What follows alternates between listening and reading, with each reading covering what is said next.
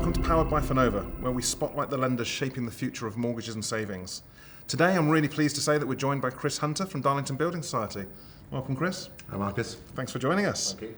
So, it was a year ago that we did a similar interview and conversation point about how things were with Darlington. So, kick things off, bit of a recap what we discussed. Why did Darlington originally choose Finova's MSO solution? Yeah, we originally chose the MSO solution because we recognised it was the best in the market. We saw some larger building sites using the platform, and we heard some of the benefits that they were getting in terms of scale and efficiency.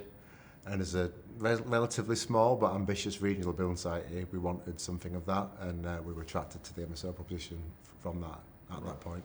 Great. And what really stood out at that point during that selection process, aside from what you've covered? Yeah, I think what really stood out for us was just the way that the approach from the MSO team at the time in terms of how they approached the kind of implementation. As you'll be aware, kind of tight time scales in terms of wanting to deliver things quickly to get the business benefits.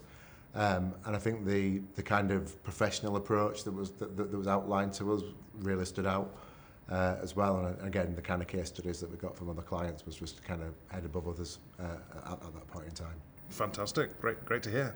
And what's been happening for Darlington and Finova in the last 12 months? Yeah, well, for Darlington, we've had a really good year so far. So last 12 months really kind of started kicking off last summer in terms of higher volumes for the business. And we've seen that feed through into the 2025 performance and a really strong start to the year, so we're really pleased about that. Obviously, from a Darlington Finova perspective, we've agreed the contract extension, so we're now contracted into 2030, which we're really pleased about as a business because that's kind of reaffirming our commitment to each other for the next 5 years. Fantastic. And naturally, so are we, Chris. So are we. You described the relationship in 3 words last time. I'm not going to remind you what they were, but I'm going to ask you to do exactly the same again, describing the relationship in 3 words. I think last time I described it in the same 3 words of partnership. Partnership's still one of those words, Marcus, there's no doubt about it. I still see us, being partners together. It's not a supplier-customer relationship, so that is really pleasing to see.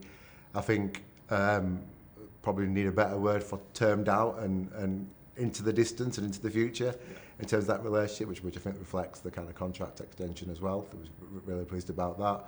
I think the final word I'd probably describe it is trusted. Continue to trust each other's partners, trust that delivery schedule, trust the kind of working together to deliver great benefits for us and clearly yourselves as well. Great. Look, it's been a great journey so far and looking forward to going forward even further. And has your trust in the platform and in Finova deepened since our last chat? Yeah, so obviously 12 months ago I think we're coming to the end of the kind of previous relationship in terms of the MSO parent company. We're obviously in a period there where we didn't know the new parent company coming in, and obviously Finova being there, we're kind of uncertain at this point in time. I think it was clear from the start that when Prague talked to us last September what his ambitions were for the combined entity, and we've certainly seen that come to fruition. We're really pleased that the MSO team has remained largely intact. I think the kind of key personnel we do on a day-to-day basis haven't changed, which is really pleasing to see, and that gives us that confidence for the future and helps us trust Finova even more going forwards. Fantastic. You managed to process to an average of 14-15 day app to offer when we last spoke. Have those turnaround timescales been maintained or even improved? Yeah, so in general they've been maintained. What we've found is that we are starting to see increased business come to the society now. We believe obviously it's not just the power of MSO, it's the power of the kind of overall proposition. But we certainly put more volume through our pipes, kept pretty consistent in terms of resource, and the service levels have broadly remained the same as well. Obviously peaks and troughs in terms of demand and supply, but broadly on average we're kind of seeing those levels of service going forwards. Great to hear.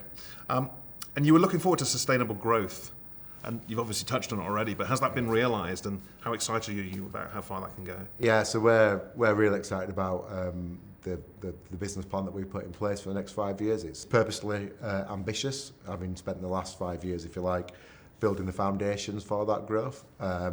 So we are really pleased with where things have gone, particularly since last summer into this quarter. We believe when we all look at our different reporting accounts, and we think we're on a growth trajectory that looks really strong for Darlington going forwards. Excellent. Again, keep on saying it, but it's great to hear. Great to hear. Same question as last year. Customer, supplier, or partnership? Yeah. I think I know the answer from what you said, but... Yeah. I think I've already touched on it, Marcus. Yeah, it is still a partnership relationship, and that's what we value as a business, and that's why we did the contract extension, because we approach it in that way together. Perfect. We have the Regional Society Customer Advisory Board in a few weeks' time, which naturally I'm looking forward to. Is it something you look forward to? And if so, as a key stakeholder, what do you get out of such sessions? Yeah, I think clearly it's really good to see some of our peer users of the MSO system. So the different providers, so Leaks, Scottish and Loughborough, being in the room at the same time as us is always good to hear in terms of what each business is up to. I think it's always good to see the roadmap and how that kind of how that dovetails into our business aspirations as well. We're very excited to be going into foreign currency shortly. Again, something which we'd stopped doing a couple of years ago. So we're really pleased that's coming back on the roadmap, and we're looking to see what that next niche looks like for us, or that next growth opportunity looks like for us in the advisory board in a few weeks' time. Excellent. And with that development complete recently, I think you had a showcase. How did that go? That looked really good. Yeah, exceeded our expectations. The proposition looked really good, and we're looking forward to getting it live as soon as we possibly can. Excellent. Let's get ahead and implement it. Yeah. Experience to date, how would you rate Finova out of 10? Yeah, I think 8.5. I think always room for improvement, and I never give anyone a 10. So I always think they have somewhere to go. But I think we've been impressed with how Finova as a kind of team has developed over the last 12 months. And we're starting to see the way that kind of the things that we valued and trusted from that MSO perspective are starting to feed through into the Finova team overall. So when I see the likes of Rowan or yourself in different forums, I'm starting to see that Finova culture start to bed through, which is all the positives that I saw from the MSO perspective previously. Fantastic. And looking ahead, what are your predictions for the mortgage market over the remainder of the year, and how do you see that impacting your strategy? Yeah, so I think if I take the second part of the question first, I think from our perspective, we believe we've got a strategy which is clear. We've got kind of key target propositions which we're kind of aiming at within the mortgage market. We think they'll remain resilient over the next 12, 18 months, 2 years, and who knows beyond that. There's always going to be uncertainties, and I think, use the Donald Trump world from across the pond, but effectively I think if you've got a strategy that you believe in, and your team internally are aligned to it, and your partners are aligned to it kind of externally as well, then you're going to have success. So we're pretty confident we'll ride through any uncertainty that might be in the mortgage market right now. And obviously, people always need houses, so they're always going to need mortgages. So, I'm pretty confident in terms of the mortgage market in terms of short and medium term. Fantastic. Chris, thank you ever so much. This has been powered by Finova. Thanks for joining us.